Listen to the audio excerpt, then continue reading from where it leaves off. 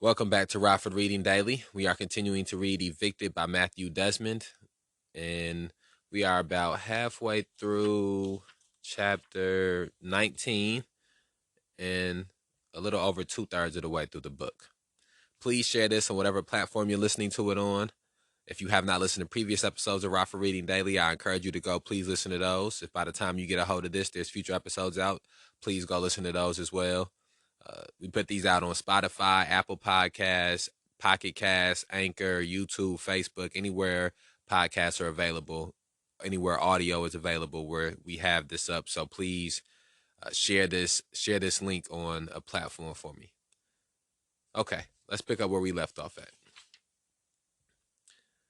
Ned spent all day on the transmission, and Pam spent all day looking for housing. She called so many numbers that she lost track and phoned landlords who had already told her no. In the fuzz of the afternoon, she dialed the number of the West Alice landlord again. Quote, "We don't want your kids, ma'am," end quote, he said, annoyed. Pam decided to try an apartment complex her friend had told her was full of, quote, "crack and hookers," end quote, figuring the landlord didn't do background checks. But the landlord wanted $895 for a 3-bedroom unit. Pam couldn't believe it. Quote, "To live in this shithole?" End quote. It was then that she began looking on the Hispanic South Side. She sighed, quote, "Well, I guess I don't have a choice," end quote. After calling on 38 apartments, Pam had only 2 appointments to show for it. One in Kudahai, a working-class white suburb whose western border ended at the airport, and another on the south side. The Kudahai apartment was a 2-bedroom place on Packard Avenue. The rent was $640 with heat. Early on in her housing search, Pam had fantasized about finding something for only $500. Quote, "In case me and Ned, who knows what'll happen," end quote. But that was close to impossible. Pam would rather have given the landlord everything she had than live on a block where most of her neighbors weren't white. Ned and Pam waited anxiously outside the Packard Avenue apartment. Ned told Pam to keep her mouth shut and let him do the talking. That was fine with Pam, who was due any day and just wanted to crawl into bed. Quote, "Pray and pray and pray," end quote, Pam whispered. Quote, "There ain't no need to pray because there ain't no God up there anyway," end quote, Ned said, spitting. When the landlord arrived, Ned started jawing with him. Quote, "I've been in construction for damn near 20 years. You need work doing around here," end quote. The apartment was clean and new, with the huge bedroom in which all the girls could fit. Things seemed to be going well until the landlord asked them to fill out an application. Ned offered cash, but the landlord insisted Ned fill out the form. Quote, "Is it hard to get in?" End quote, Ned asked. Quote, "We do a credit check and stuff," end quote, the landlord said. Quote, "Well, our credit ain't the greatest," end quote. Quote, "That's okay as long as you don't have any convictions or evictions," end quote. The second appointment was on 35th and Beaker, on a quiet street in a predominantly Hispanic neighborhood. The landlord was asking $630 for a 3-bedroom unit. Quote, "That's okay," end quote, Ned said, looking up and down the block. Quote, "I can live with Mexicans, but not with the niggers. They're pigs," end quote. He grinned, remembering. Quote, "Hey, Pam, what's a name you never want to call a black person? I'll give you a hint. It starts with an N and ends with an R. Neighbor," end quote. Ned cackled, and Pam forced a smile. She sometimes bristled at Ned, especially when he said things like this in front of Bliss and Sandra, or told them that their curly black hair looked ugly. But it wasn't like Pam felt differently, at least as far as neighborhoods were concerned. Quote, "I would rather live in a motel room than live in a ghetto," end quote, she said. Quote, "At least at the trailer park, everybody there was pretty much white. They were trashy white, but still," end quote.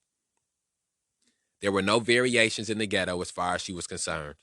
It was one big, quote, black village, end quote. The landlord arrived, a silver-haired man with a large belt buckle, and showed Pam and Ned in. The apartment was gorgeous with polished wood floors, new windows, fresh paint, and spacious bedrooms. Pam looked out the back window to see white children playing in a well-kept backyard. The landlord even offered to, quote, throw in some appliances, end quote. Ned and Pam laughed at Belt Buckle's jokes and started ingratiating themselves to him. Quote, I see you need some concrete work done, end quote, Ned said. Quote, I do good work at reasonable prices, end quote. Pam joined in, saying she'd be ready in a couple weeks if he was in the market for a cleaning lady. When it was time to fill out the application, Ned took a different approach. Quote, what's this?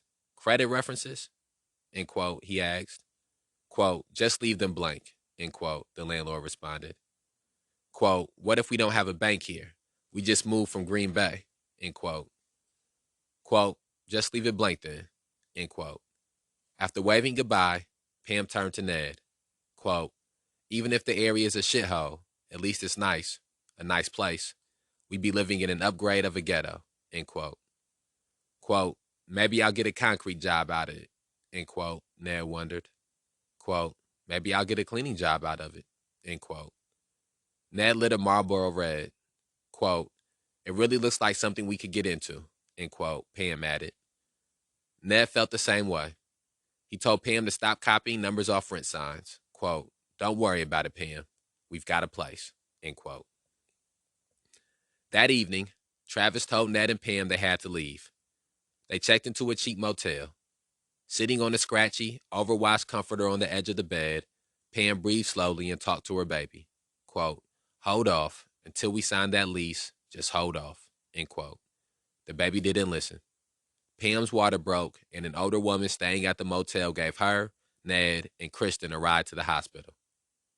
The baby weighed 7 pounds, 10 ounces.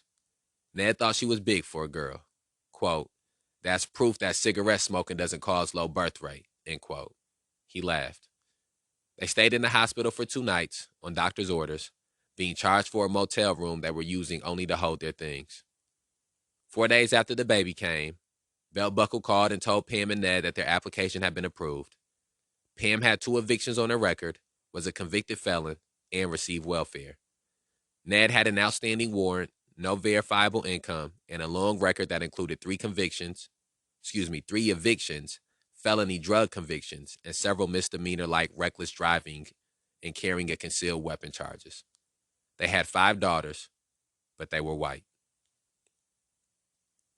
Pam would have preferred the Packard Avenue apartment. Even if it was smaller, it was in Cudahy. But that landlord had said no.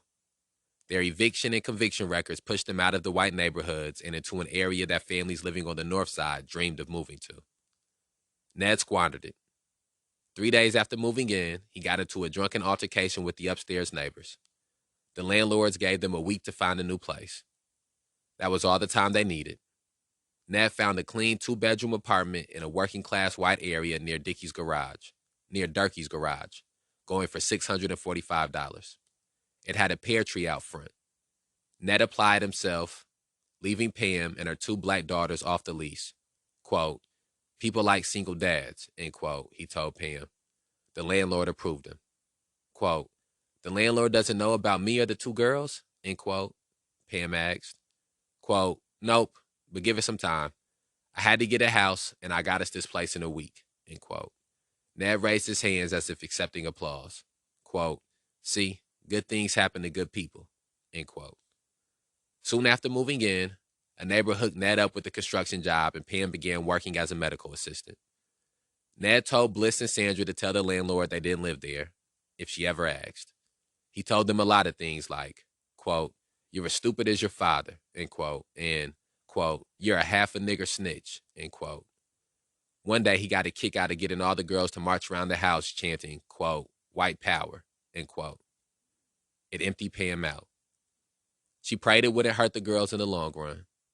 She prayed for forgiveness for being a failure of a mother, but she felt that the circumstances bound her to Ned. Quote, this is a bad life, end quote, she told herself. Quote, we aren't doing crack, but we are still dealing with the same fucking shit. I've never been in a position to leave, end quote. The best she could do was tell her girls, when they were alone, that Ned was the devil.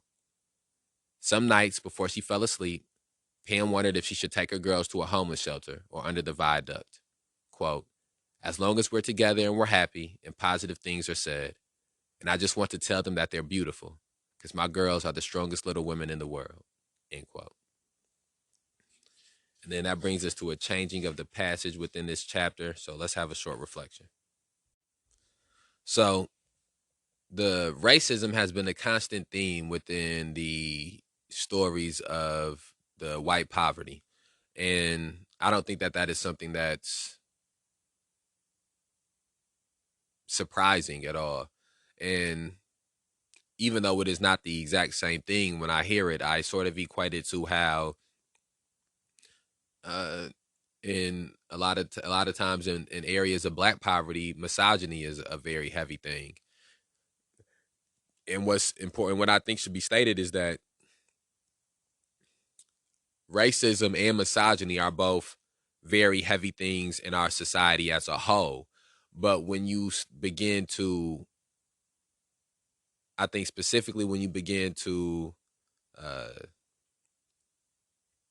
to look at areas where people are in poverty, you can begin to see that even people who are dealing with the residual effects of discrimination, prejudice, which if you are poor, there's people who you are discriminated against. If you are poor, there are people who have prejudices against you and stereotypes about you, that even within those classes or those communities, there are people who still buy into some of these same type of concepts when it comes to issues that don't affect themselves.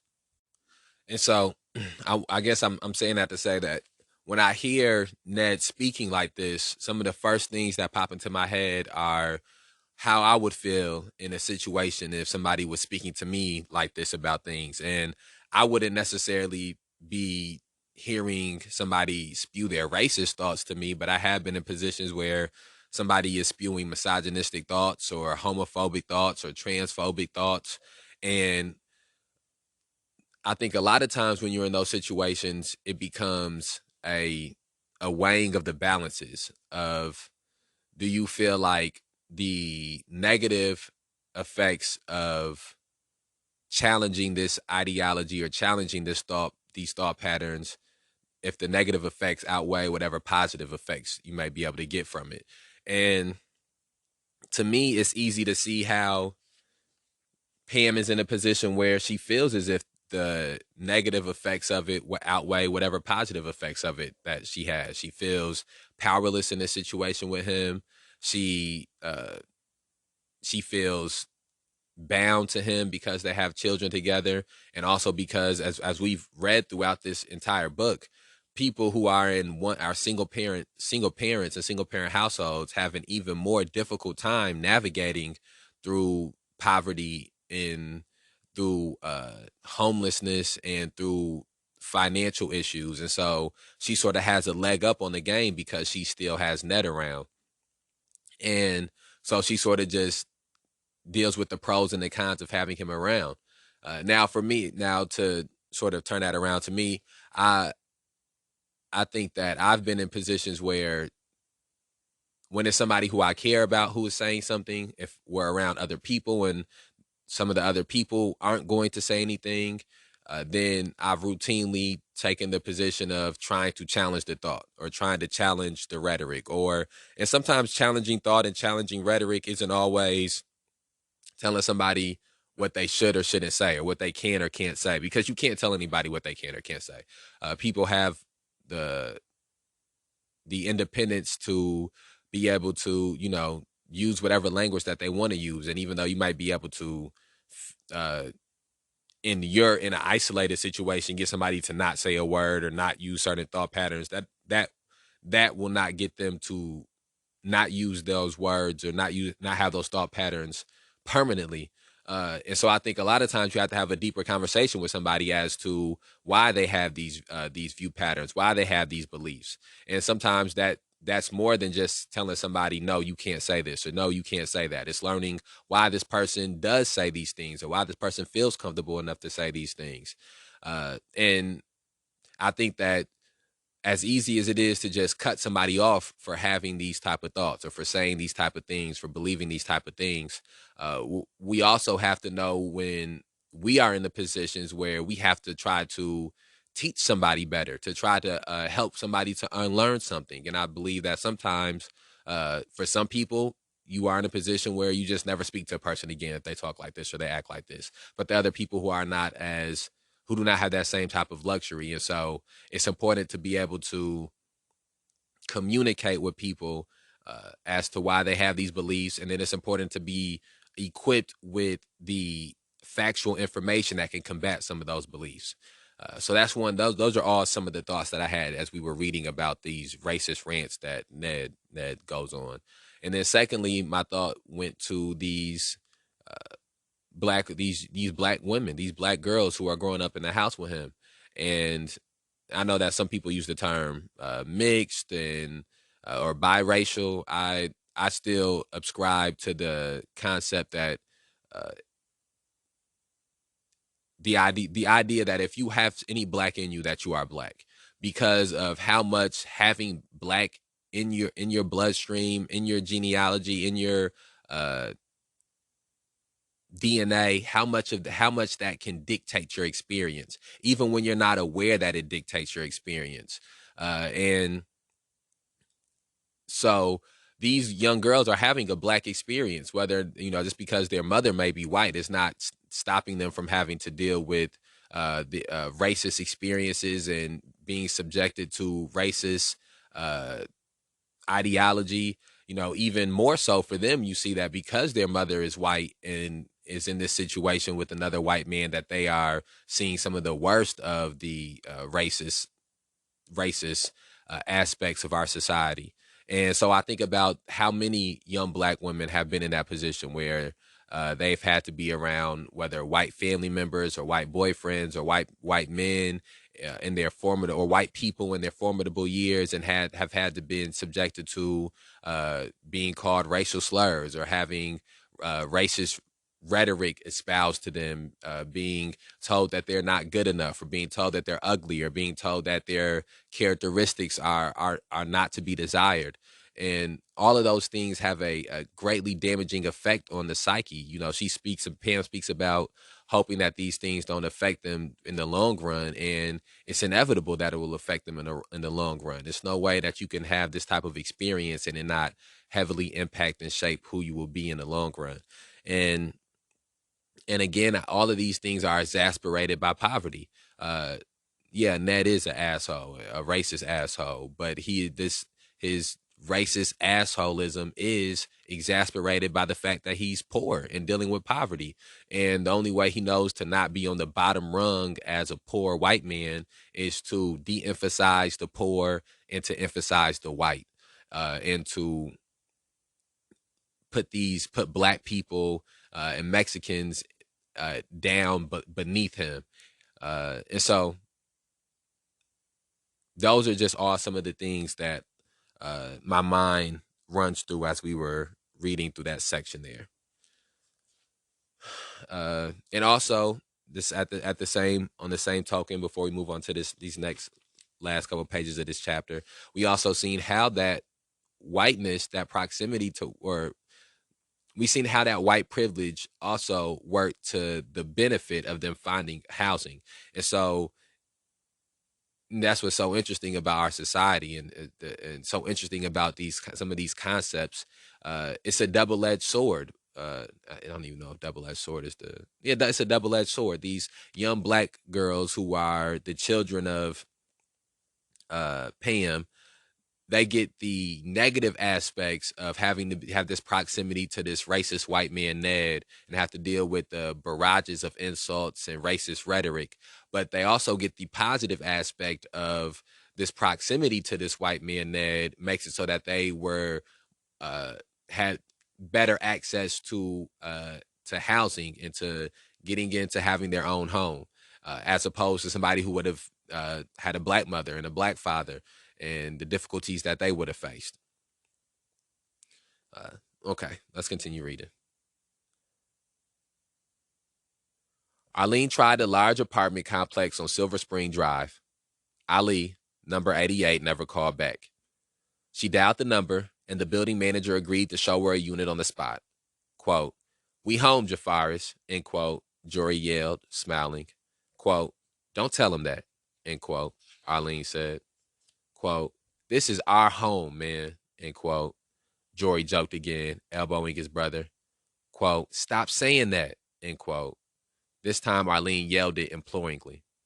After another showing, another application, they were back on the sidewalk. Quote, I'm hungry, end quote, Jafar said. Quote, shut up, Jafaris, end quote, Arlene snapped. After a few minutes, Arlene dug in her pocket, found enough change, and stopped by McDonald's to buy Jafar some fries. Near the end of the day, Arlene and the boys made their way to their old place on 13th Street. Arlene had left a pair of shoes there. As they approached the house, they saw Little outside in the snow, pawing at the door. Jory and Jafaris ran to him. Jory picked up Little and handed him to Jafaris, who pulled him in and kissed him. Quote, put it down, dang, end quote, Arlene yelled. She jerked Jafaris' arm back, and Little fell to the ground. When Arlene was alone, she sometimes cried for Little, but she was teaching her sons to love small, to reject what they could not have. Arlene was protecting them and herself. What other self-defense was there for a single mother who could not consistently provide for her children? If a poor father failed his family, he could leave the way Larry did, try again at some point down the road. Poor mothers, most of them anyway, had to embrace this failure, to live with it. Arlene's children did not always have a home. They did not always have food. Arlene was not always able to offer them stability. Stability cost too much.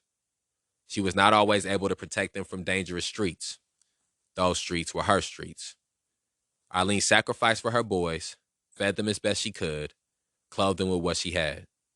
But when they wanted more than she could give, she had ways, some subtle, others not, of telling them they didn't deserve it. When Jory wanted something most teenagers want, new shoes or a hair product, she would tell him he was selfish or just bad.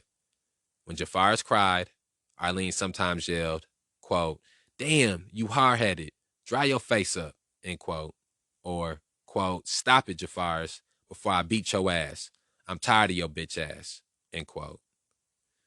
Sometimes when he was hungry, Arlene would say, quote, don't be getting in the kitchen because I know you're not hungry, end quote. Or would tell him to stay out of the bathroom cupboards because he was getting too fat. You could only say, quote, I'm sorry, I can't, end quote, so many times before you begin to feel worthless, edging closer to a breaking point. So you protected yourself in a reflexive way by finding ways to say no. By finding ways to say, quote, no, I won't, end quote. I cannot help you, so I will find you unworthy of help.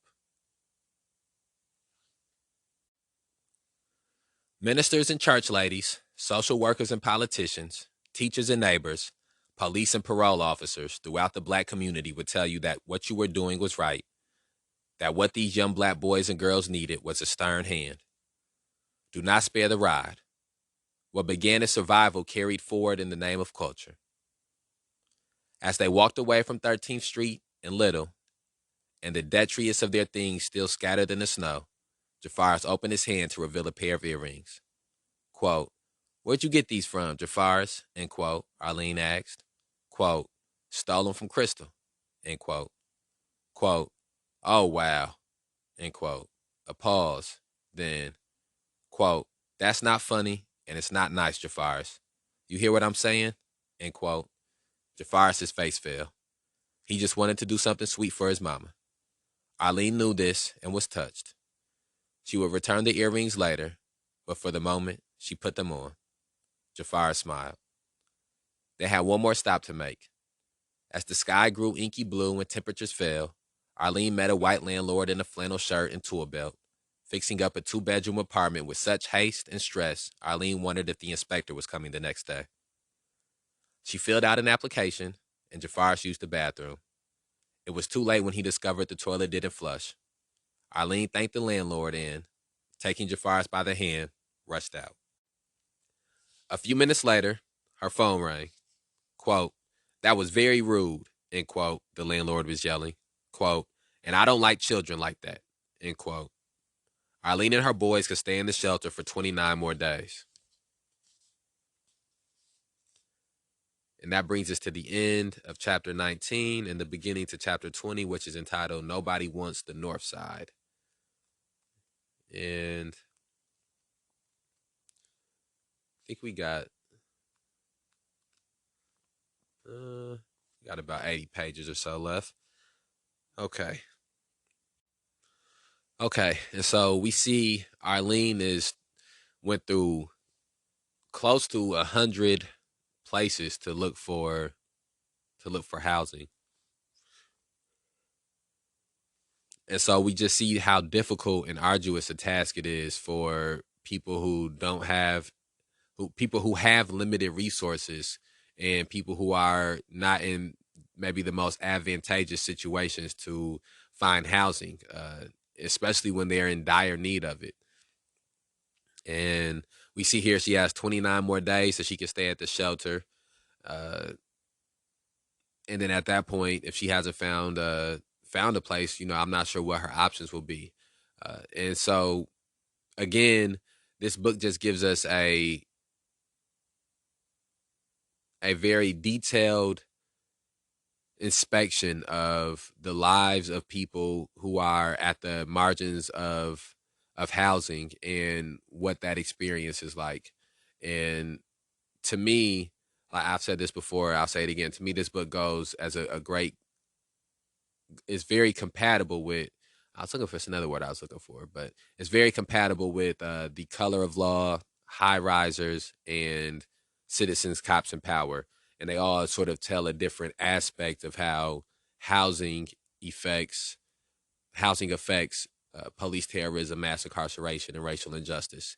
And this, to me, one of the main aspects of that is that